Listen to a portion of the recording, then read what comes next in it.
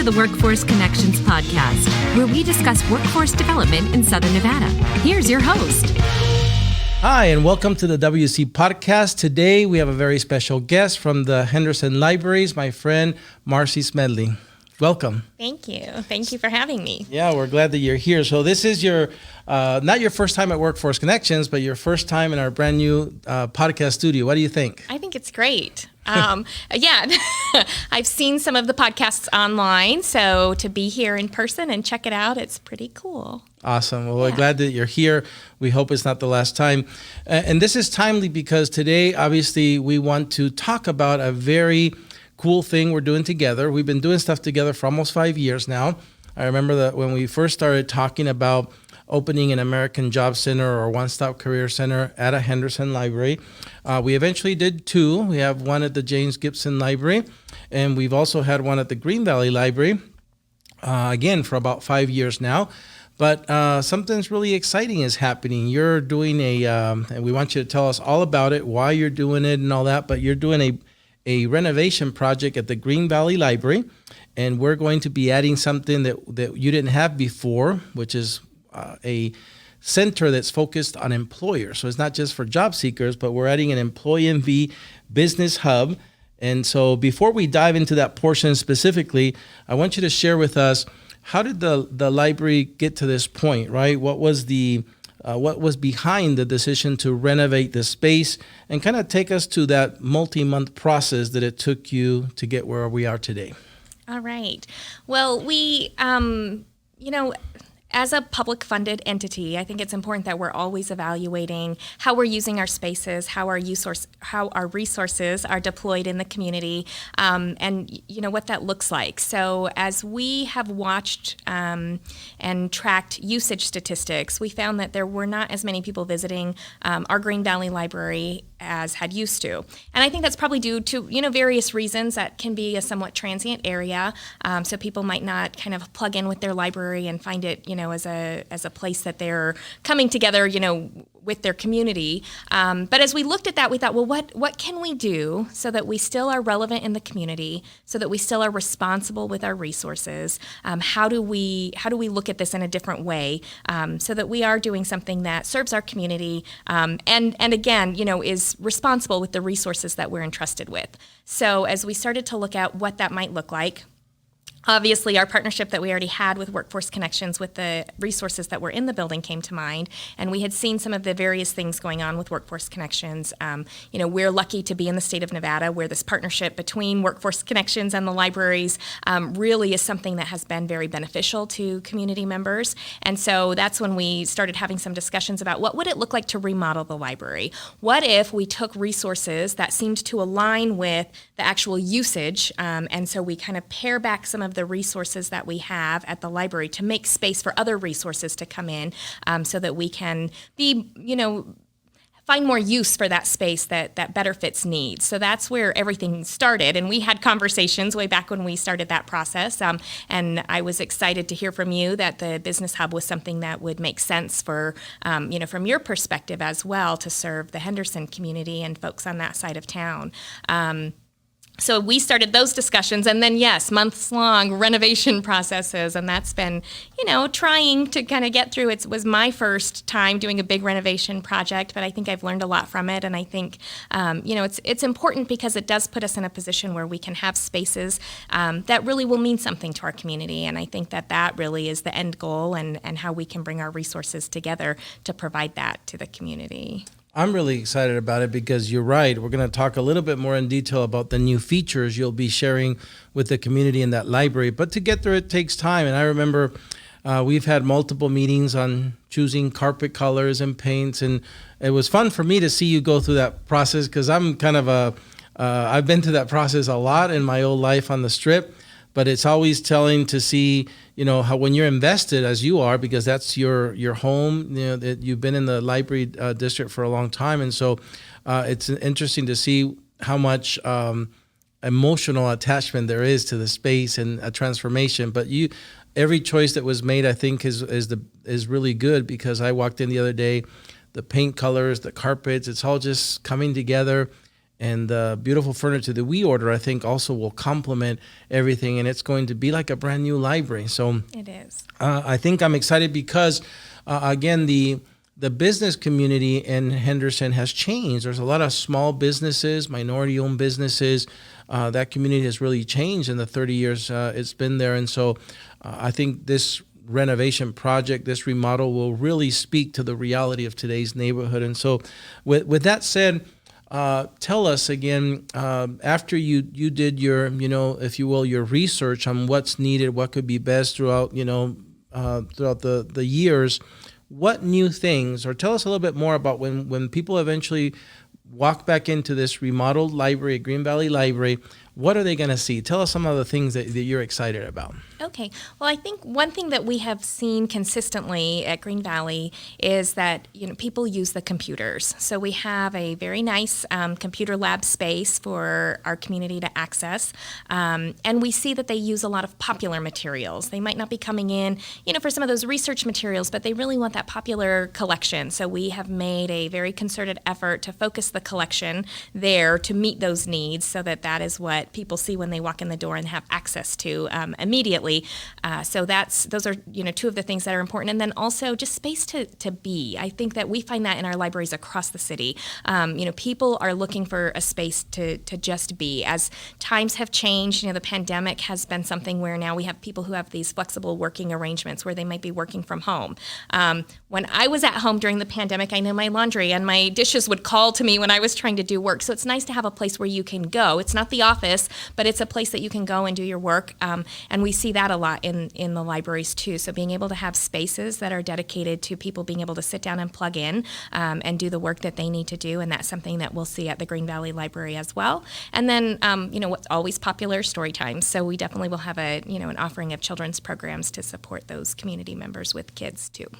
That's great. And I think one of the things to support the idea of kids, as you and I have been discussing how we expand services in the Green Valley Library, not only are we doing the job seekers that we have been focusing on for the past few years, we're adding a specific focus on small businesses, but we're also going to bring in access to youth services. We're going to bring at least one, if not two, workers that can serve youth. And so again, you have young families in that area. So if there is youth from 14 to 20, 14 through 21 is what we call in-school youth, and 18 through 24 out-of-school youth, but we're going to do that too. So really in Green Valley, they're going to have access to all of our services, if you will. And so we really appreciate that opportunity, I think, to expand those offerings.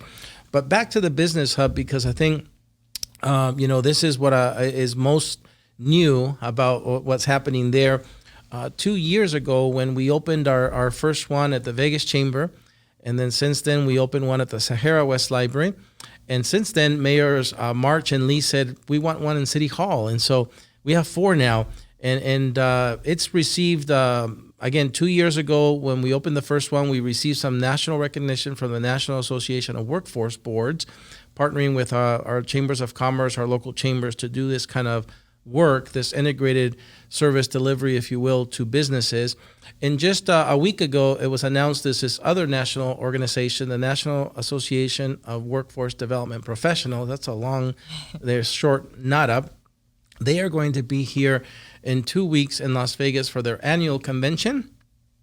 And again, I think there's 550 organizations like Workforce Connections or local boards across the nation, and they pick one one program, if you will, that's being innovative and deserves, if you will, that national recognition. And so they picked us. So the Employee MV Business Hub model is being recognized again as the program of the year.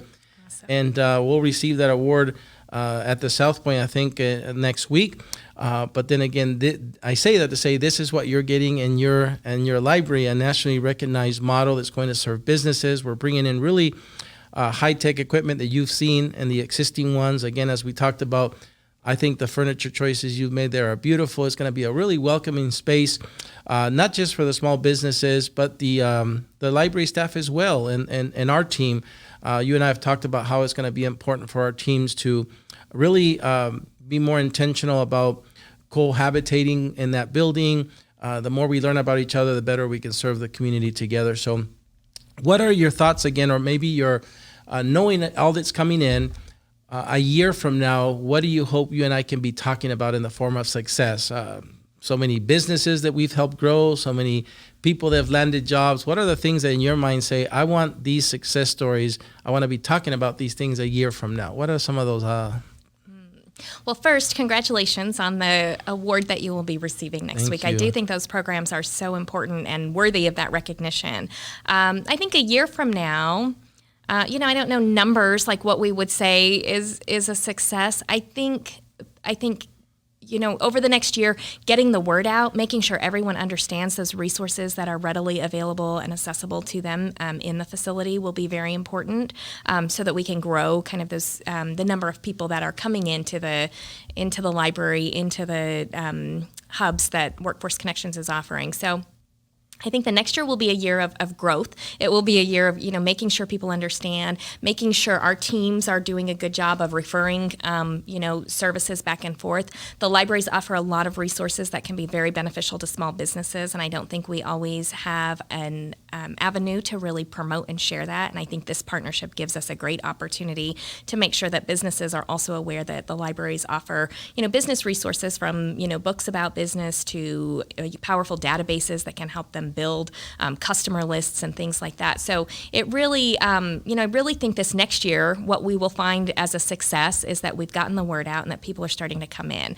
Again, if we talked about numbers, I mean, I'm always a dream big kind of person, right? So I would want, hundreds of people to have landed jobs and businesses to have been helped. But I think really every person who benefits from these services that both of our organizations offer is a win for all of us and a win for our community. So I just think, getting the word out over the next year, getting people in and introduced to the services and starting to use them, I think will be a success for us. Yeah, and I think that will be our goal.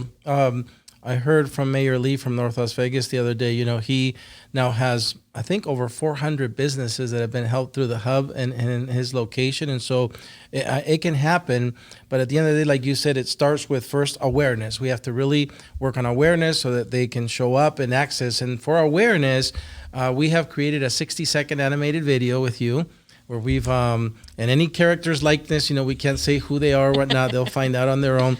But this 60-second animated video will be pushing through our social media platforms along with this podcast episode. We'll tag it and make sure that they both point to each other, because, again, we want the community to be aware that you have reimagined this library that's been there for decades now.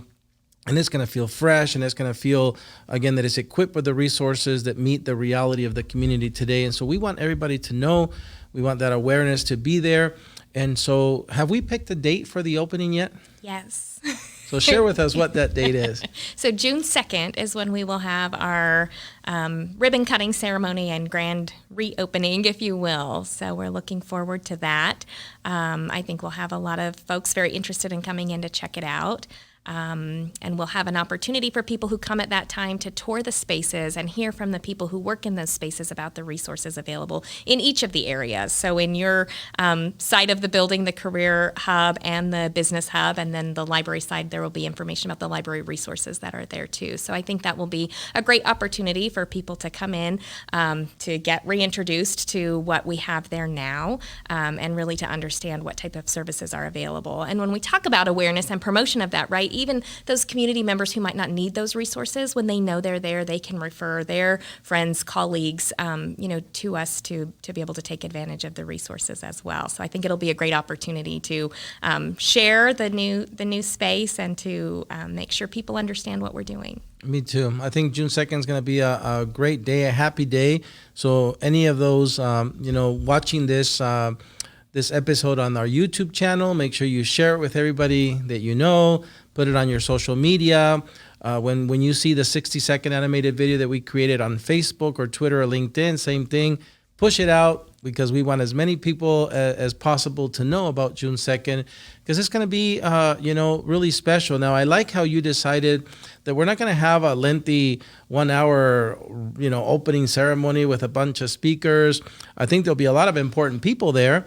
But instead we decided, or you've decided, in which I love, that it's really going to be a show and tell where people are going to be able to walk, and every station's going to be, there's going to be, the right people are going to be there to explain all these resources. And so instead of spending time in a ceremony, it's really, interactive, and it's really right down to why we're doing what we're doing. People will get to experience all the new stuff, and then there'll still be opportunities for new stories in a room. We're going to have a dedicated space for to create, if you will, the new stories. But so I'm happy about that.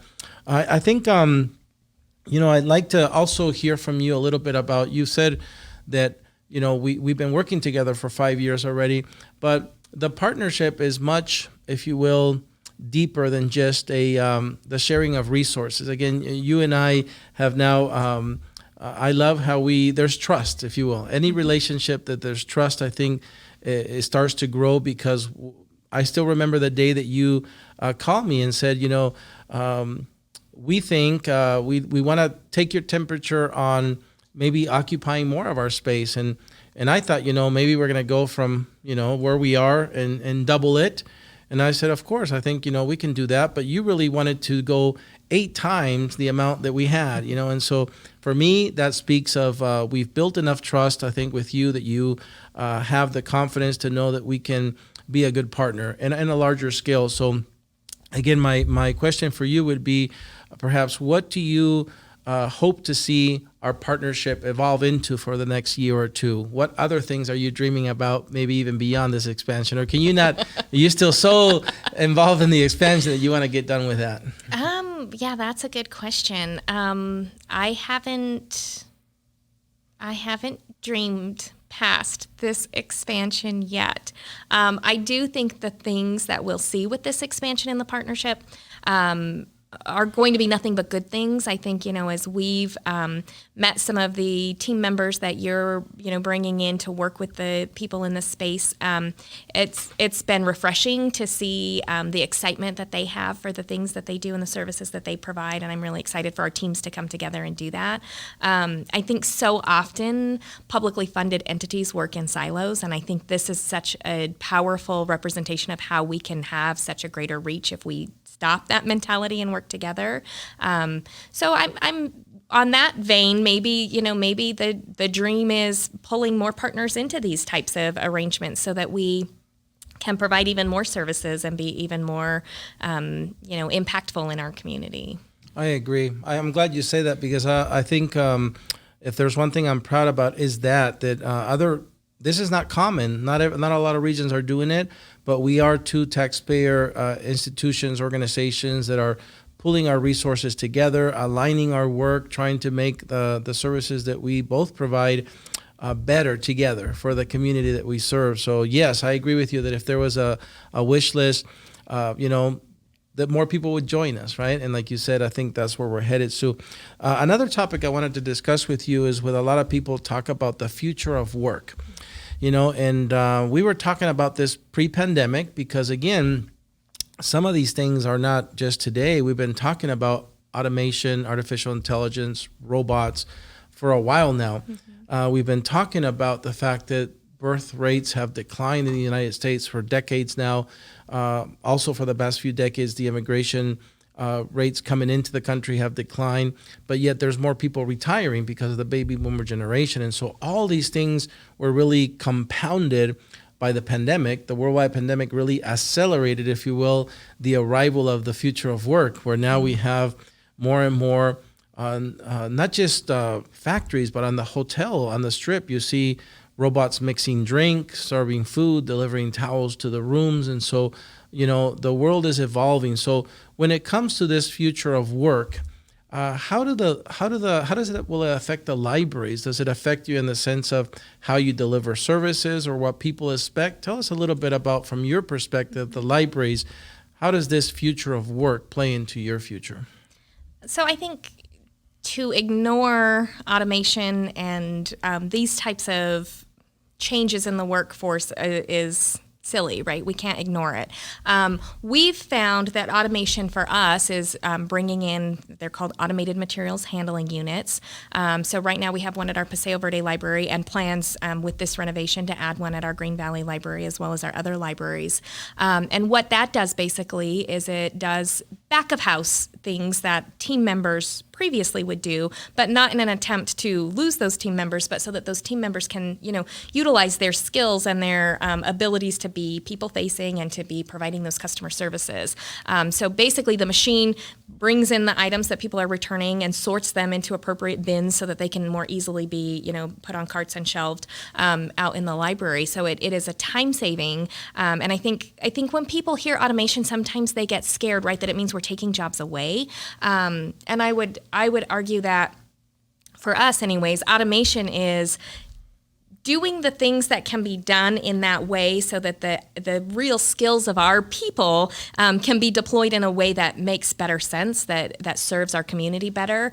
So that's the way that looks for us is, yes, there will be, machines and opportunities for us to streamline certain processes so that we can better utilize the skills of our team members in a public-facing way.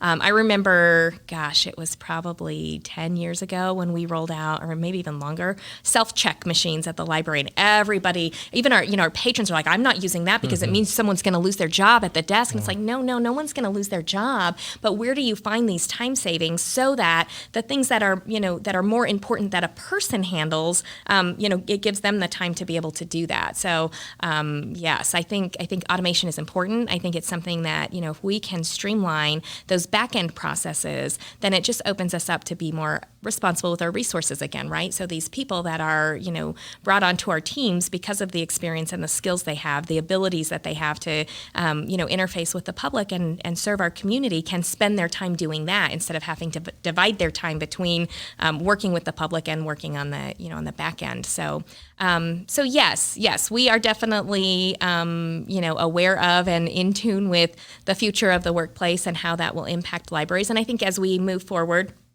there will be more and more developments that will, that will impact us in that way too. But I think the important thing for us to remember is that, we serve the community. That's what we do. And we will never, I don't know if you should, right? Never say never. I would not ever think we would not have people interacting with the people walking through our doors.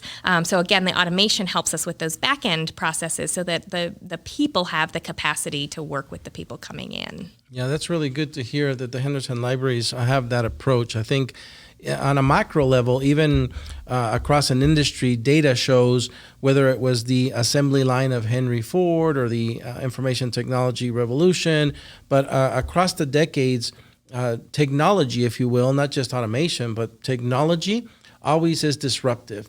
And while some jobs go away because, like you said, the processes are made now more efficient through automation or robotics, there's other jobs that appear because those robots need designers and technicians and programmers. And again, that's just the robots. It happened that way with the mobile phone industry.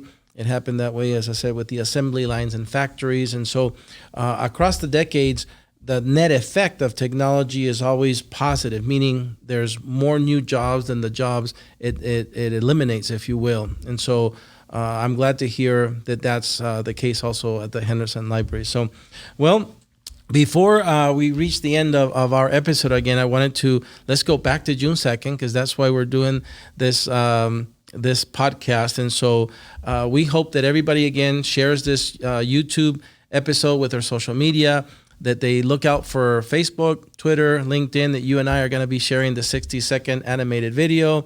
We hope that everybody registers to come in June 2nd and beyond. It's not, they can come June 3rd and 4th and 5th if they want. But what else would you like to tell our listening audience today about June 2nd? If you have never or haven't recently, let's say that, if you haven't recently stepped inside of a library, If you don't have all of the information about what a career hub is or a business hub is, this is a great opportunity to just check it out. I know when I went and toured the business hub at the Sahara West Library, it was so eye-opening because you hear, oh yeah, they're serving businesses. Okay, but what does that really mean? And I think to come in and speak to the people, the business ambassadors who are providing those services is just such an enlightening and eye-opening time to be able to learn more about it. So I would say, and libraries are just not, they're not the library that I grew up with. Libraries constantly evolve to meet the needs of the community. So if you haven't been in a library in 5 years, let's say, if you've never seen a business hub, and if you're curious about how Workforce Connection supports career seekers, this is the place to be, June 2nd. Well said. And nobody's going to shush you anymore, No. right? Yep, I've seen that evolution. That's great. And again, I think I want to thank you, Marcie, for being here today. It's always Thank you for having me. Yeah, it's always good to see you. I'm really excited about June 2nd. And so that's it for today's episode of the WC Podcast. We hope to see you at a future episode. And so until then, stay safe.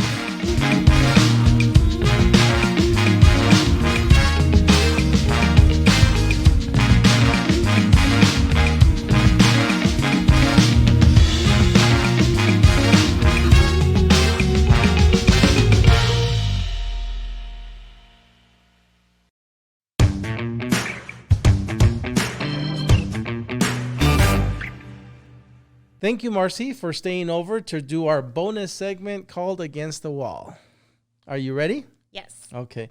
The first segment is called Your Favorite. So first, tell me your favorite animal. I just got a puppy, Doberman Awesome. dog. Ooh, a puppy. That's so cool. Your favorite place to shop. Online. Okay. Your favorite city to visit. San Diego. Somebody said that today. Oh. Your favorite place to go with your family. You know what we've done lately? Picnics. Nice. Your favorite restaurant to take your family. Ventano's. Ooh, I know that place. Your favorite musical artist or group. Ray LaMontagne. Ooh, good one. Your favorite holiday. Thanksgiving. Okay. You finished our first segment called Your Favorites. Next one is called Tough Choices. Are you ready? I'm ready. It's getting harder. Okay. Audio or hardcover book? Hardcover. Are you a night person or a morning person? Morning person. Would you rather have coffee or tea? Coffee. I bought an espresso maker during the pandemic. Nice. So you pack the coffee and you make, wow, I'm Yeah. impressed. Now this one Sonia came up with. White or multicolor furniture? White. Would you rather owe money or owe a favor? Oh, neither. If I had to pick, probably money. Okay, but you don't have to, so you can say neither. Neither. Now, white or red wine? Red. Justice or grace?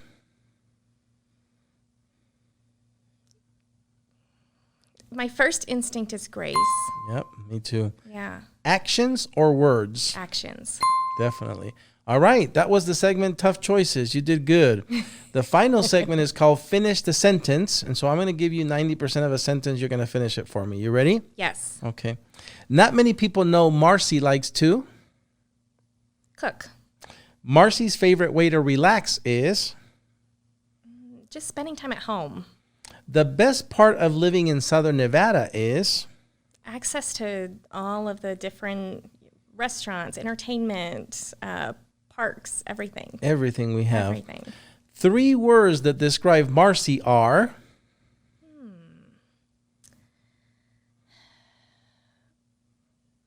Hardworking, loyal,